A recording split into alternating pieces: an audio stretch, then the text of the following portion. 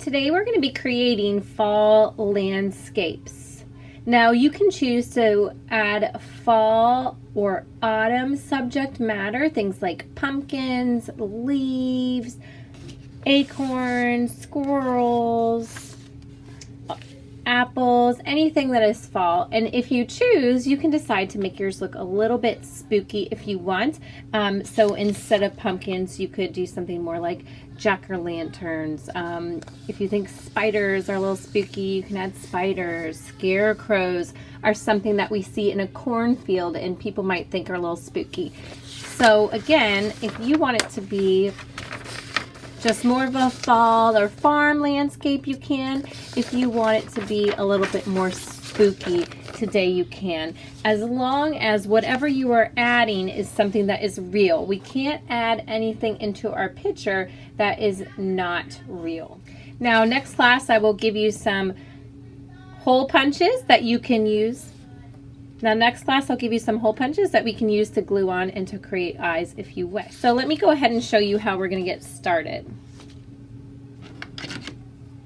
We need to create a sense of foreground, middle ground, and background today. So having things overlapping is a good way to create foreground, middle ground, background. Here I've got a tree with corn overlapping behind, so it looks like the corn is really far back. Anything higher on my horizon line is going to look farther back, whereas anything lower on the paper is going to look like it's in the front or the foreground. So again, here I have a foreground, I have a middle ground, and I have a background. Now every landscape needs a horizon line. You can choose to add one if you want, or if you want your picture to look like it has hills, you could add an extra line. The horizon line separates the ground from the sky, but again, if you want to make it look like it has hills, you could add one more, or if you really want to, you may even add two more lines. Again, the top line separates the ground from the sky. That's the horizon line, but any extra lines are just showing where there are hills. In your fall landscape, you have to have a tree, a fence, and a house. After that, it's up to you what you choose to add to make it look fall or to make it look spooky. You will have a packet that will show you a lot of different things that you can add. So let's go ahead and start with our fence. Today you will have a packet that will show you how to draw a lot of different things. And so we're going to actually use that to draw our fence. I really like this one, so I think I'm going to go ahead and add that one. It looks like I'm going to add two lines, and then I'm going to have a big thick post at each end, and some little skinny ones that kind of go off in different directions. Now that I've added a fence, I can move on, but I think I might want to go ahead and add another one right here. This time I think I'll do the ones that are rectangular and have the little points at the top.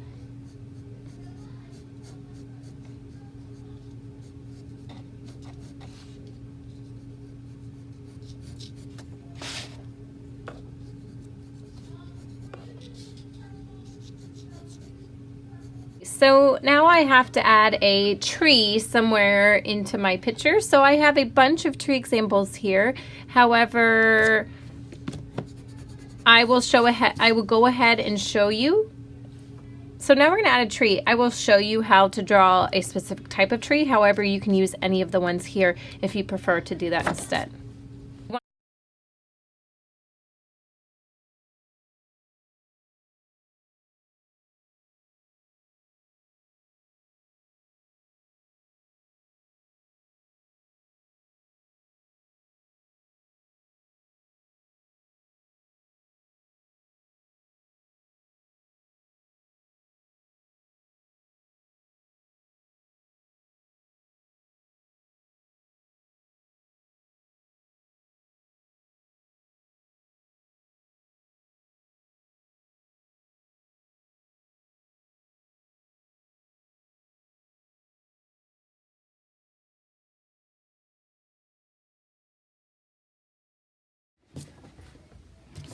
Nothing should be above my horizon line. For example, if I drew a tree here and I left a gap between my horizon line and the tree, it would look like it was floating.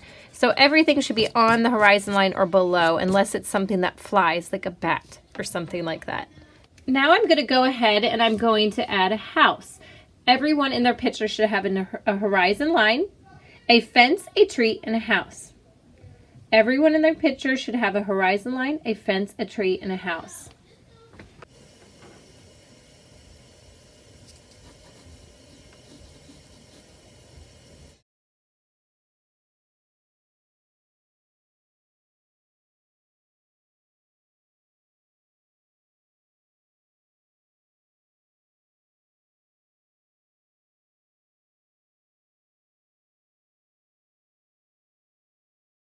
Because in the end, everything's going to be really black out. You don't want to add too many details because in the end, everything's going to be blacked out. And the more details you have, the more halos you have to add into your picture. Okay, so I have my horizon line, my fence, my tree, my house. Now I have to add 6 other objects that are real. Again, they can be fall objects or they can be a little more spooky as long as there's something that's actually real and something that actually exists.